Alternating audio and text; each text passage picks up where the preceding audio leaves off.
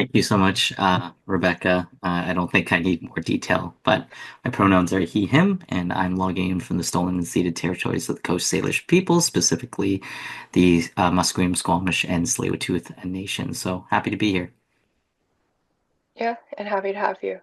So, we're gonna get right into it with some questions about the entrepreneurial journey and about how your business grew. So, like I said in the introduction, And Humanity started as an idea in 2018, and it initially got a very lukewarm response. So, what motivated you to continue developing the agency despite these initial challenges? Yeah, so myself and my sister, who are the co-founders of And Humanity, at the time in 2018, we had already been running kind of a traditional marketing communications agency for about a decade already. So we had been working together for quite a bit. But the idea of And Humanity was kind of my sister's idea to kind of merge what we had previously done before our marketing communications agency, which I was a journalist and I used to write for a publication that was all about Asian representation in media.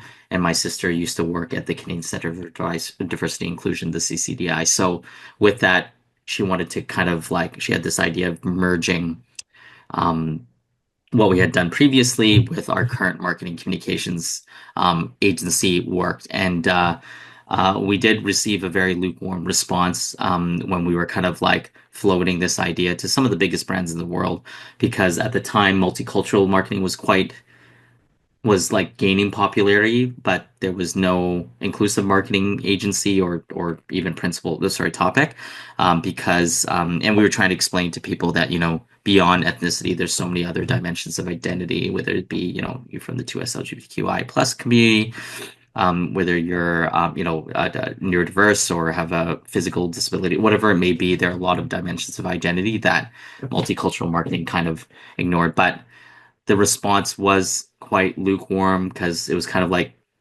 some of the biggest brands in the world would say, we see the moral imperative, but we don't really see a business case with this sort of work. So, in terms of what motivated us, like having worked in kind of the diversity, equity, inclusion space or the representation space and wanting more diverse representation in the media sphere, we just kind of were motivated to keep going because we felt like it was the future. Like if you look at the statistics, we're becoming more and more diverse as a society globally every day.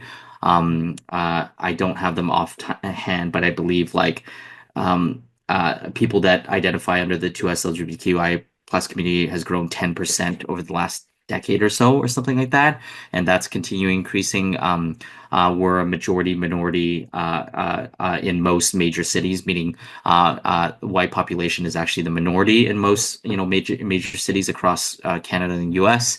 And a lot of stats like that. There's like 15 trillion, I believe, in spending power for people with disabilities and their caregivers and everything like that. So again, it's kind of like the new mainstream or the new focus that marketers and communicators should be focusing on just because of the statistics. So we knew that kind of going into it in 2018 that, we're just thinking about something that maybe brands are not really focused on. So that kind of made us continue developing the agency kind of off the side of our desks on evenings and weekends because we had our generalist agency from our nine to five. So we kept going with that, even though people didn't really see um, what we thought would eventually happen in, like I said, the new mainstream and everything like that. So yeah. Yeah, I think you're so right. Diversity is on the rise, and it's so important to represent that. So good on you for pushing through despite getting that kind of response. And I can see that you're very purpose driven, even through all of these uncertainties. But some more specific uncertainties that maybe you can elaborate on is how did you balance feeling those risks and uncertainties with starting your own business with maintaining the financial stability side and alongside your personal well-being? Yeah, great question. I think mm, because by the time we were starting And Humanity, we had already had experience running a business, like I said, for like a decade already. So there's always, calculated risk and rewards when it comes to running a business and being an entrepreneur. But our first business really helped uh, mitigate some of the uncertainties because we had you know learned the hard way, you can say, from that first agency that we were running, the generalist agency. So the story behind that is that we I started this agency with my the original agency called My Let Speaker Marketing, the generalist agency. That one was uh, really started in the basement of my parents' house. I had just graduated, and my mom, who's a single mother, didn't love this idea that we're starting an agency and not getting real jobs, as she would say. But she, being an entrepreneur herself, said, I'll give you a year, as in she gave us an ultimatum. If you can move out of here in a year, then you can continue this. Otherwise, you have to, go get real jobs, as she would say. So there was a lot of uncertainty in that beginning, but I had the safety net of being able to live at home for an extra year for that. So we were able to move out in 6 months. We got a big government contract, and I won't bore you with the details, but for the first 4 years, as many entrepreneurs can probably attest to, I probably ate ham and cheese sandwiches for lunch almost every day. Like I didn't have a lot of. I was the janitor, I was the CEO, and my sister was the same. Like there was a lot of blood, sweat, and tears, so to speak, that went into it. That uh, yeah, we didn't have financial stability, and we were just scraping by to kind of make it work. And I think that that's very common in terms of people starting out. But at the time, I didn't have, any kids or anything, so now I do. So I don't think I could do it now, but at the time, I had a lot of time to kind of invest, and I had the energy of a youthful person to kind of invest and take the time to see it through. So in terms of like in the beginning with my maintaining that financial stability, I don't think I really had that, but I did learn over time about the importance of, cash flow, how to track it, and your P&L sheets and everything like that. And that's all learned through, you know, time and knowing how to run a business. But I don't think that I would do the same thing. Like I have a daughter now. Like if she wanted to be an entrepreneur, I would tell her, you know, that's totally fine, but have a full-time or at least a part-time job to kind of have that stability. And if you care enough about it, you can do it on the side. Not so that you're, working 24/7, but you have the freedom and the financial stability to kind of do both. Because when we were doing it with just, relying on this new business, it was very tough. Like I said, a lot of ramen, a lot of ham and cheese sandwiches and things like that. So, and I don't recommend that for people. So yeah, my well-being was not, to answer the question, my well-being was not the best then, and I wouldn't recommend that either because I wish I had a kind of a part-time job during that time. Yeah. Yeah, and we don't want to get scurvy here, right? So, Mhm. Yeah, yeah, I exactly. mean, it's a very common story for many Hmm. entrepreneurs.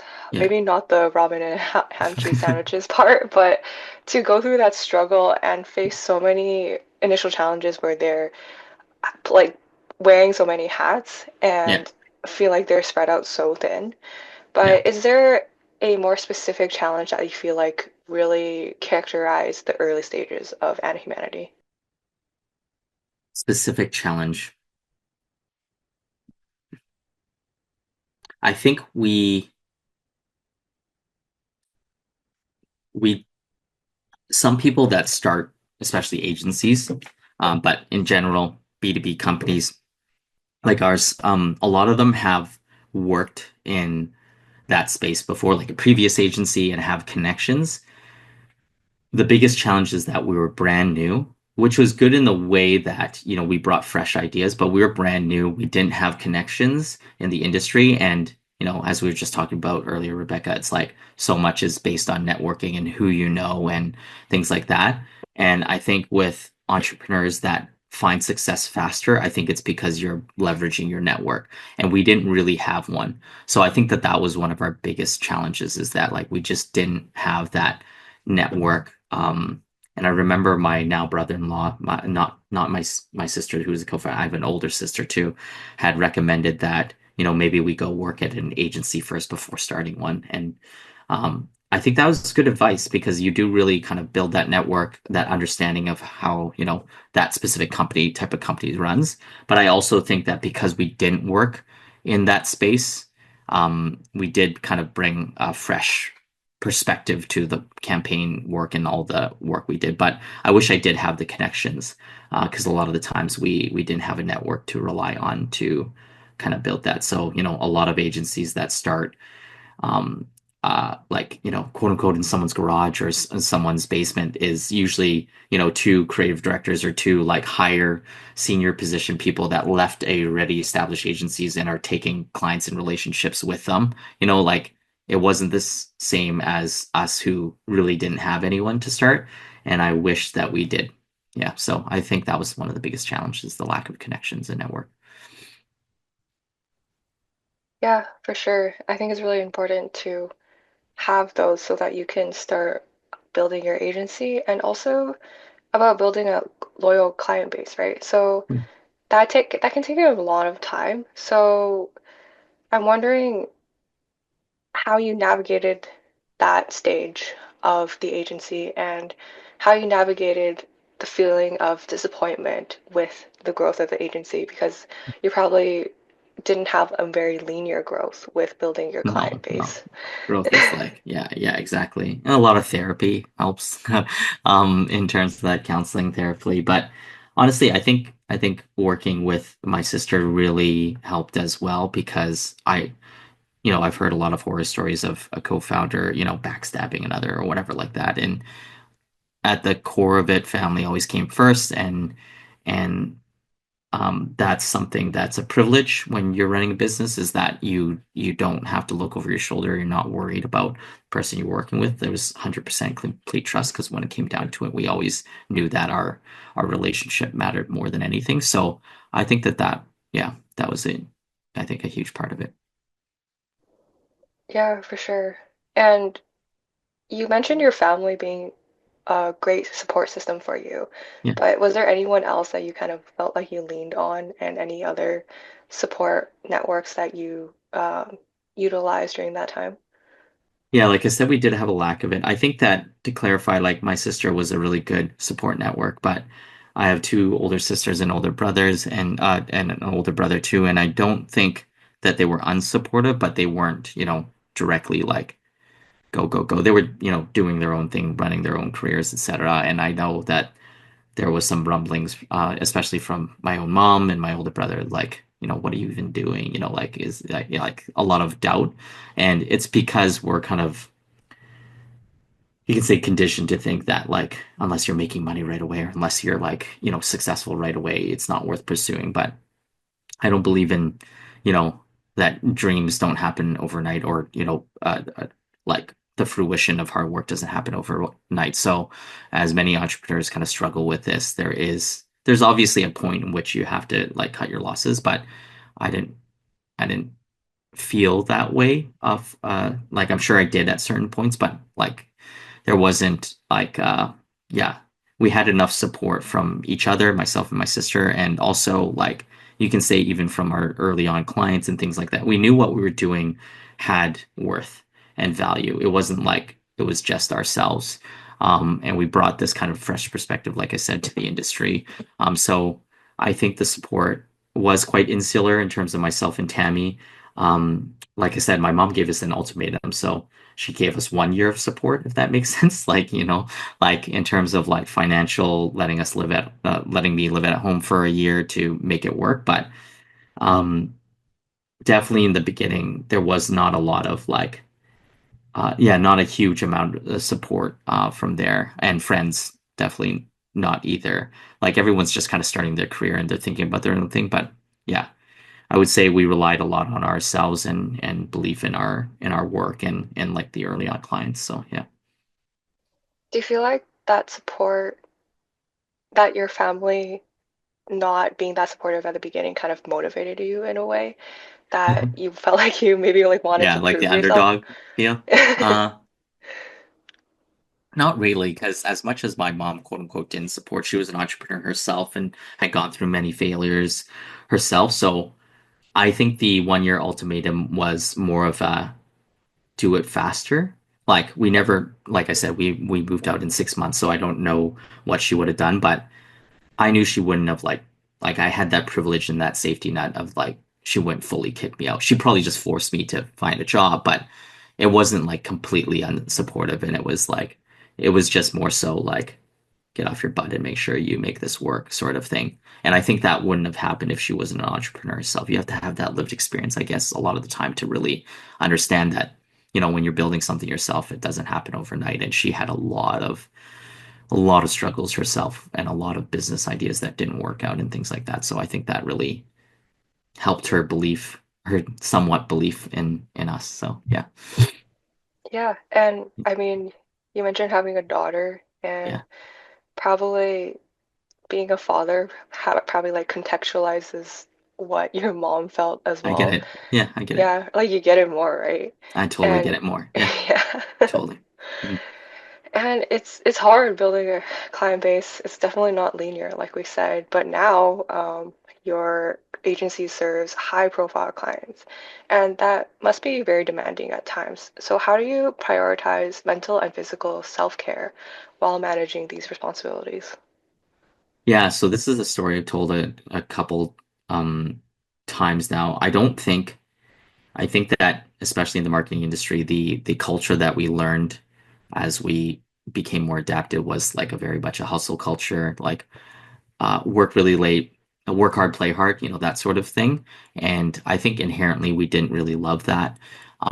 So that's where and humanities values and things like that, like building a work-life balance into the foundations of what we do was really important. But yeah, in the beginning, uh, years of and humanity, like I said, only back in 2018. So I would say first in our first agency prior to 2018, that first agency that we ran for a decade before shifting to and humanity, I think that we did reinforce a lot of that hustle culture, like working really hard, late hours and etc. But I don't think that's sustainable, especially as you get older and have children and things like that. So with And Humanity, when it first started out, we had a lot of interest post George Floyd's murder in 2020. And when that interest came, it was very difficult to not get excited and focus on growth and stuff like that. But we did hit a tipping point where everything changed and we started going back to our values of work-life balance because I was working like this is during the period where I had like a newborn or a newborn child all the way to toddler and those beginning years like the first 2 years of her life I was probably like I had like the 4 a.m. to 8 a.m. Sleep time because I would do the, you know, 12 a.m. to 4 a.m. shift with the child who, as a newborn, you'd have to change their diaper and feed them, all the time. And then I would do the 8 a.m. to 10 a.m. shift and I'd sleep 4 to 8 a.m. and then I'd do the 8 a.m. to 10 a.m. shift and then I'd work and then I do bed and bath time. And then I go back to work. So like it almost felt like 24-hour days for like 2 to 3 years or something like that. And I was like, I can't do this because used to when I pull all-nighters or do work, I'd choose to. But now like the baby was choosing, right? Like in terms of that. So I struggled a lot with that. And my sister at the time had her second child and she was trying to take parental leave and couldn't because that's how busy we were and growing.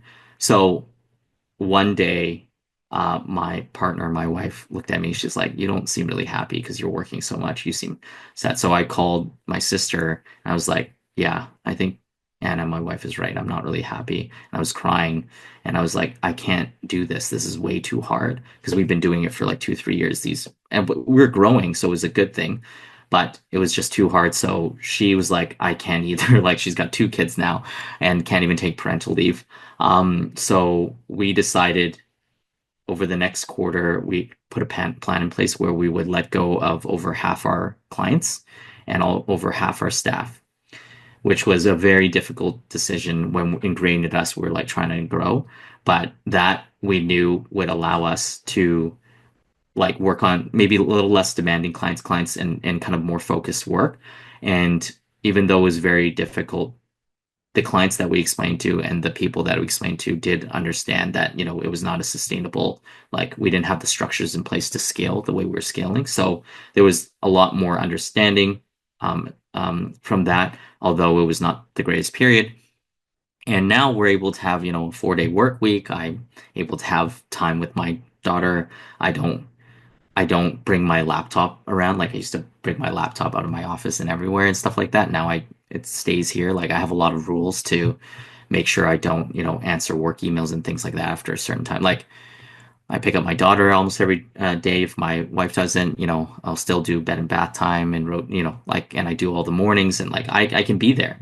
And she like, we same thing with my sister and a lot of our staff actually have young children too. So yeah, it just ended up being a lot better. So long story short, in terms that we had to learn, and I think part of it was not prioritizing like growth over everything, and that work-life balance is extremely hard. So now I spend a lot of time that I do have free time, like mentoring people, giving back because I have time to now, and I will do it and volunteer because I feel like I wish I had learned that a little bit earlier, especially those first 2 years for the newborn.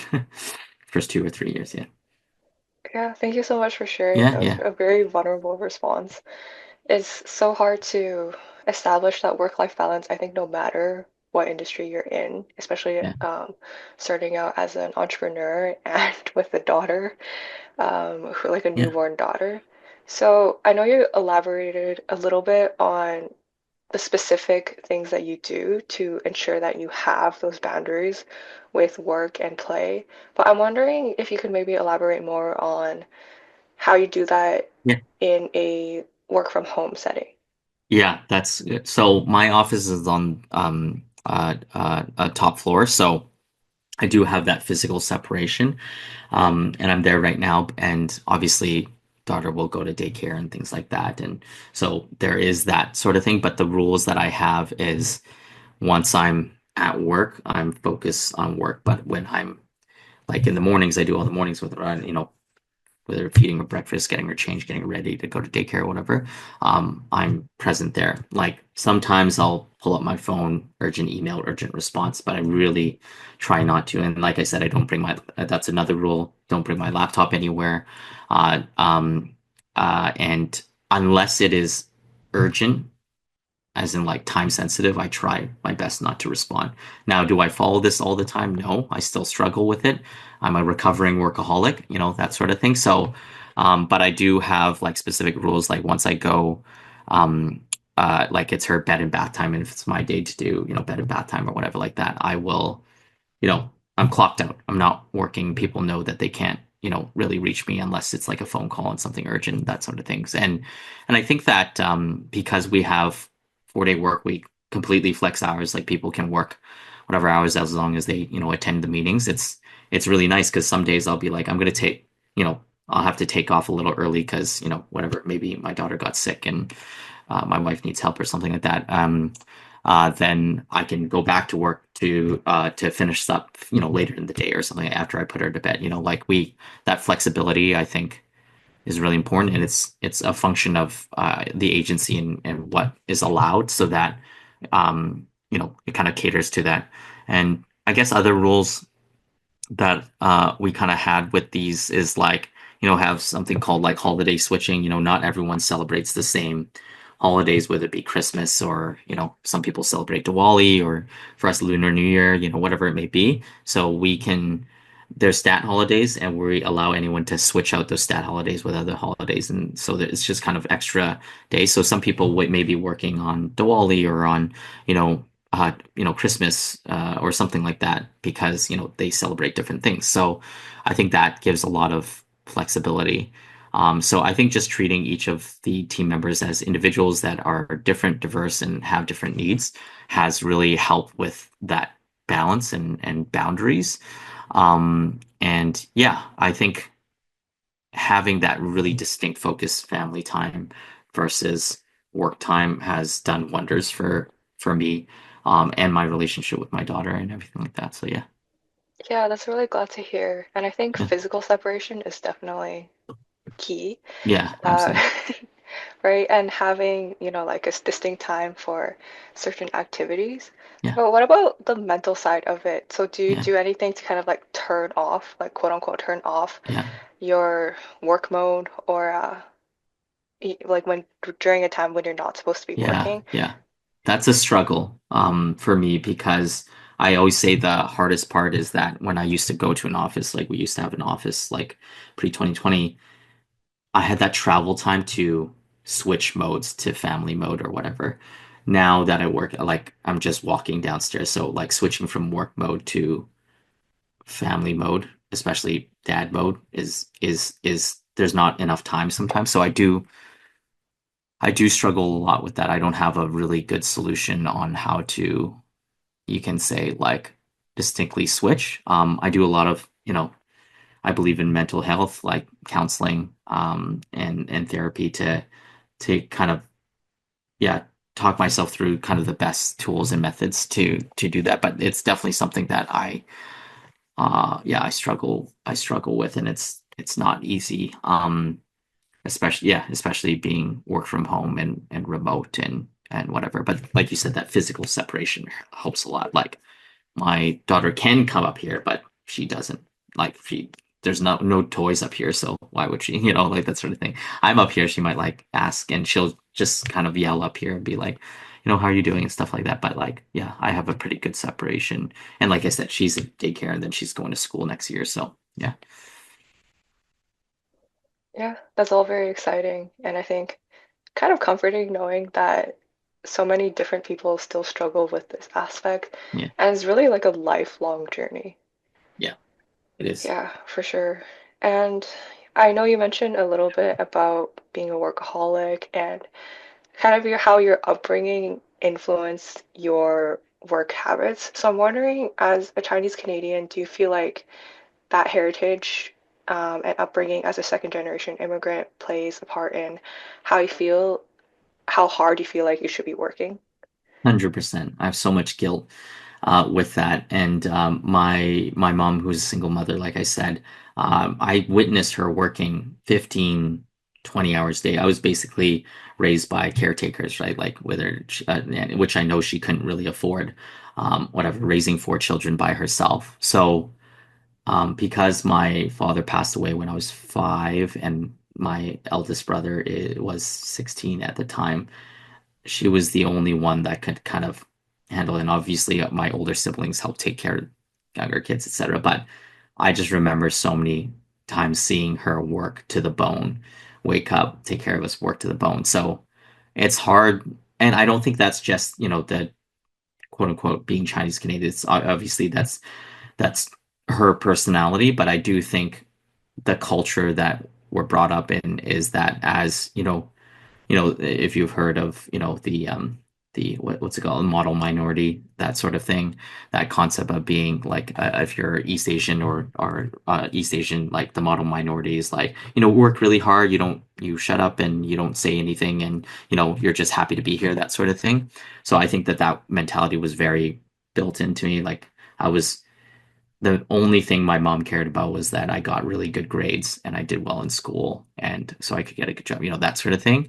And I had to, like, if I got a B, she'd be like in straight A's, like, why do you have a B? I'd be like, it's PE, like, doesn't matter. But like, no, like I had to get straight A's and, I'd be super stressed for tests. And I mean, run time, I was like crying because I was so sick. I couldn't take the test and I felt like I had to stay home.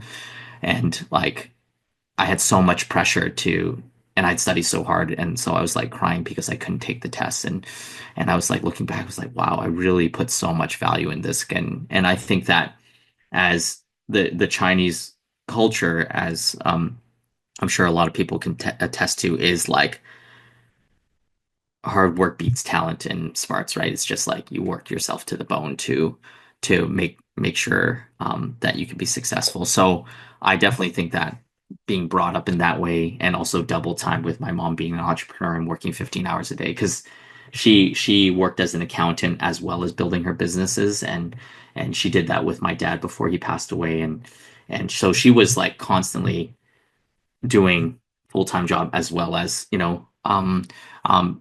doing her importing exporting business. Like she was just always working. So I definitely felt a lot of guilt with that growing up. And it wasn't until ironically that, we decided to cut half our staff and everything like that and half our clients. She actually told us that, hey, that was actually a really good decision because the main regret she has now in her old age, she's in her 70s now, it was, I wish I spent more time with y'all when you were growing up, right? So that was her main regret. She didn't really have time to, but that's the thing you look back at. So she's like, I'm really proud or really happy that you made that decision to be able to spend more time with your children. But at the time, I guess it didn't make sense. And obviously her upbringing and she was in the thick of it. So yeah. Yeah, I actually wanted to add on to that and say that I Yeah. saw this post online one day about how when you work overtime, the loved ones that you leave behind don't really remember your work achievements Yeah. or what you did at Yeah. work. They just remember that you worked overtime. And Yes. I think that's such an important lesson to Yeah. keep in mind that the people around you are so affected by what you do, even though it's can be like considered a good thing, but it's kind Yeah. of like an isolated kind of good thing, right? Yeah. Yeah. Yeah, we were conditioned to think that working overtime means that you're prioritizing the right thing. Hmm. Because, work is, but yeah, I definitely trying to unlearn that and know, yeah, like, I think I saw something similar is like people on their deathbed, they don't care about, how much money they make. It's usually like, I wish I spent more time or better time building relationships and better relationships with, family. And I think like I think I saw the Warren Buffett documentary, like extremely successful, obviously, and he doesn't have a real relationship with his family, and I think that's so sad. Like, and the legacy that you want as an entrepreneur, even though you work hard and you build something that's beautiful, I think in the end, like, yeah, your familial relationships and friendships and things like that is what you'll be remembered for. And yeah, so that's what I'm trying to prioritize. Yeah, Yeah, for sure. And it's such a journey. yeah, And doing so can often mean that you're facing burnout. So, yeah, how do you implement strategies so that you avoid that? I know you talked about this kind of defining instant yeah. where you cut off like half your staff and your clients, but was there anything else, like maybe on like the smaller scale that you did to help prevent you from getting to that feeling of like burnout? Yeah, I think that I don't think it's a one strategy thing. I think it's built into the foundation of how your business, if I'm talking to entrepreneurs, how they foundationally build and operate their business, and they are the model for their own employees too. So preventing that burnout. So, like I said, like implementing 4-day work weeks, work-life balance as a core foundation of the culture that will bleed into and modeling that will bleed into how you do things, and that's how you prevent burnout. Now, do we still have situations where, I'm working really long hours or whatever? Yes, and people on our team, yes, sort of thing. But if you build it in the foundations, it kind of goes into all the little things that you do. Like, for example, we have Slack as like a messaging system, and everyone is encouraged to put the times that they are working, because what really sucks is receiving a Slack message on your phone at 11 o'clock at night and it's not important, right? So it's like, oh, I know that this person's working in a different time zone, so I'm going to, or a different time of day, I'm going to schedule this message for when they're working. Like those are things that are not like hard and fast rules, but because we built that into the culture of how like work-life balance is part of that, then people just start to respect. And different people have, like, we use Notion as a way to kind of hold some of our manuals and stuff. But even there's something where we have like a team director, or where team directory where people can list out how they like to be communicated to, right? So some people prefer emails for tasks, some people prefer the project management system for tasks, some people prefer phone calls or text, whatever it may be. So you can find different ways to communicate better. These are all things that are kind of inclusion focused as well, right? Like catering to the individual, but will breed better work-life balance. We have different rules, like, meetings are 30 minutes, like unless absolutely necessary. You don't go beyond that because usually 30 minutes is enough to kind of do that so that we're not like overly doing meetings, which can be very, very emotionally draining or just draining in general. But yeah, I think the flexible hours, the swap days, there's so many different things um, that you can build into your business to make it so that work-life balance is kind of prioritized. And then you model that, like you as a founder yourself go, hey, it's 4 o'clock or 3 o'clock, I gotta go pick up my kids. Like that tells your employees that it's totally okay to have a life outside of work. And then that's how you prevent burnout. Because I think a big part of burnout is the resentment involved in needing to work when you don't want to, when you really are sacrificing something.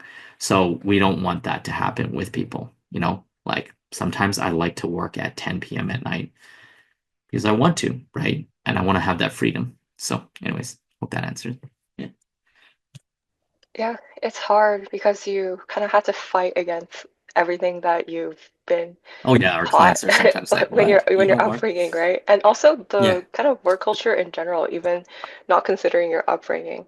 So yeah, I feel like you're such a leader in terms of the inclusive marketing aspect and really taking that idea at a time when it was really, really new. And also, I think you're also doing a lot of work in breaking that work culture stereotype and making new ways in the work-life balance aspect of corporate culture. So, as a leader in an industry that is still evolving in its approach to inclusivity, how do you manage the emotional labor of advocacy while maintaining personal balance? yeah. Great question. I think, yeah, emotional labor is something that, um, when we started out, was not built into, you can say, the way we approach or the work we do. And that was only through working through it that we realized like emotional labor. Like, for example, we come from a generalist marketing communications background. Doing a qualitative research to underpin a brand strategy, for example, doing an inclusive approach to that versus the generalist traditional approach, there was a lot more emotional labor involved integrating inclusion principles, whatever they may be, into kind of an inclusive brand strategy, right? So that emotional labor at first was not accounted for.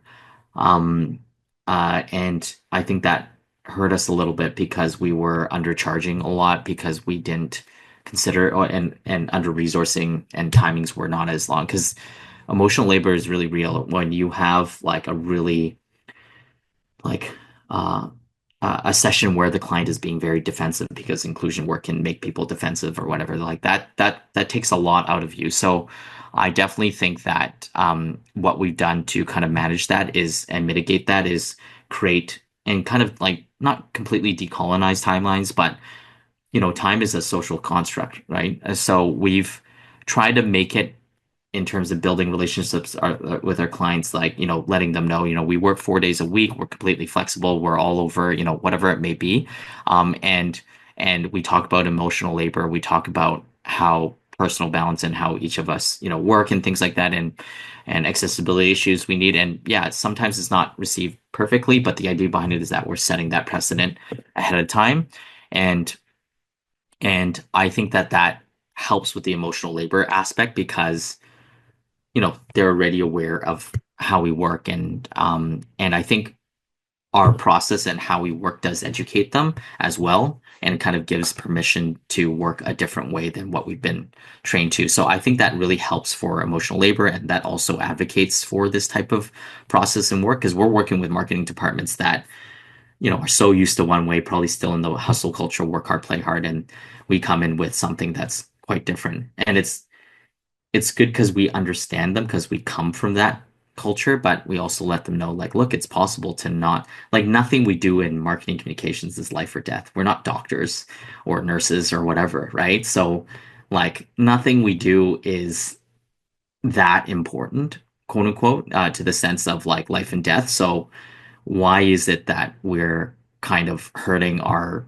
or deregulating ourselves or hurting our work-life balance because of that? So I think that everything we do and built into our process helps us maintain that work-life balance and make sure that we don't, hit burnout rates and things like that. Again, not perfect, but yeah, that's the philosophy.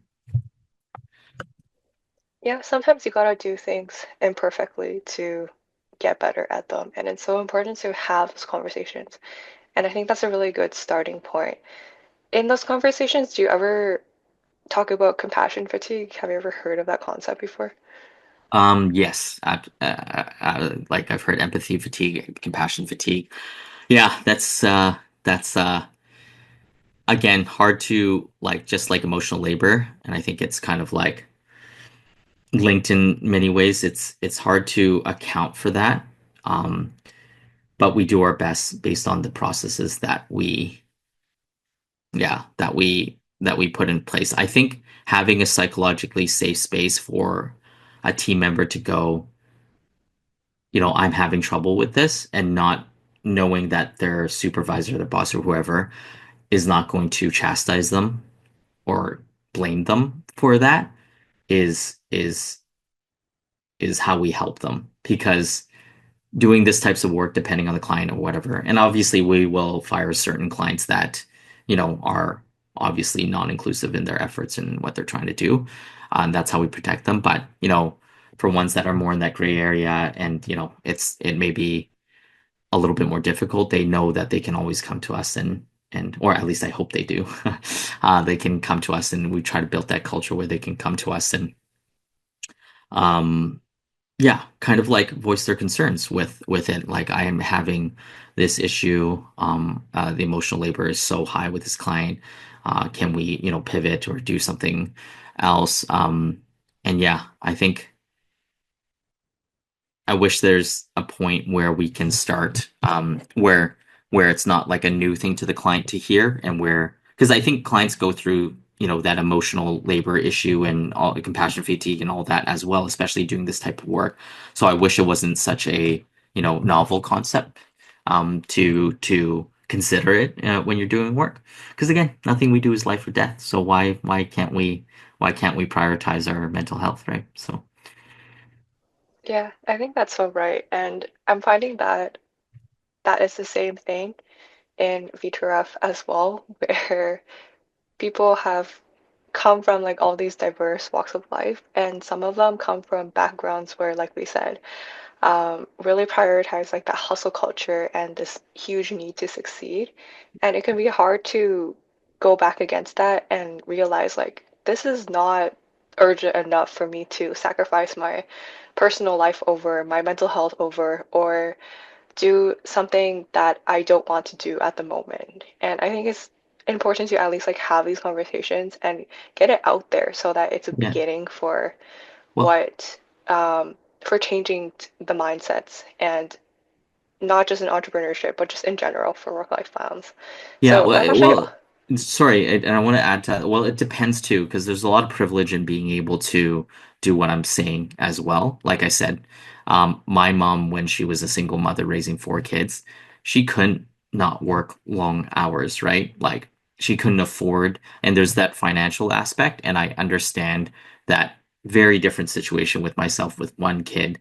I have a partner, right? Like, I'm not a single parent, and uh, I have the ability to do that. And I think that when before we made that big definitive change of, letting go, whatever, um, I realized my privilege and the ability to do that. Whereas recognizing my mom doesn't have that, and a lot of entrepreneurs, especially like, we did a project with Small Business BC, and one of the insights and findings, about underrepresented entrepreneurs is that it's often misunderstood that people are doing pursuing entrepreneurship out of like, just like, they have a big dream idea. Some of them do it out of necessity because they can't get hired anywhere else, right?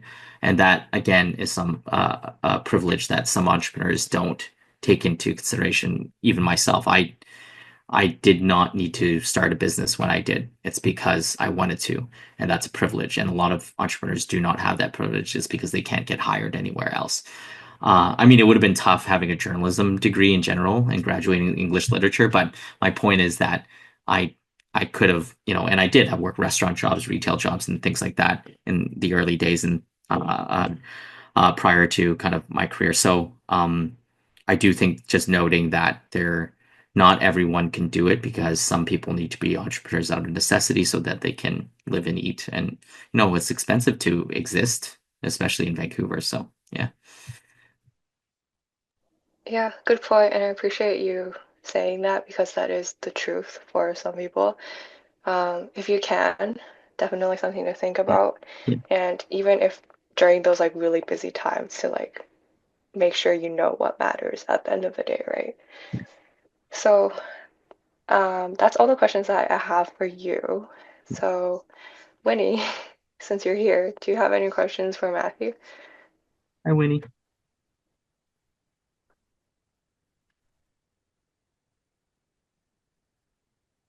Winnie, are you there?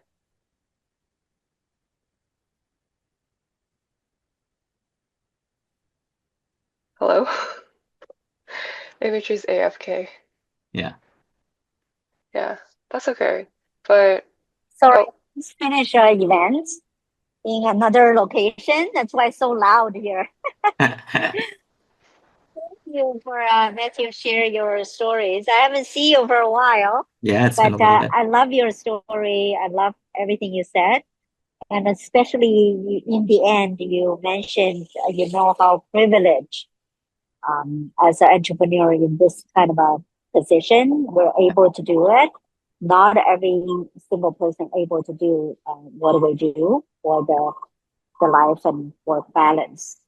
Yeah. We more and more people we work with, we realize how fortunate we are. But just wanted to thank you very much. Yeah, I can't really talk because it's too loud. And thank you. Yeah. Thank you.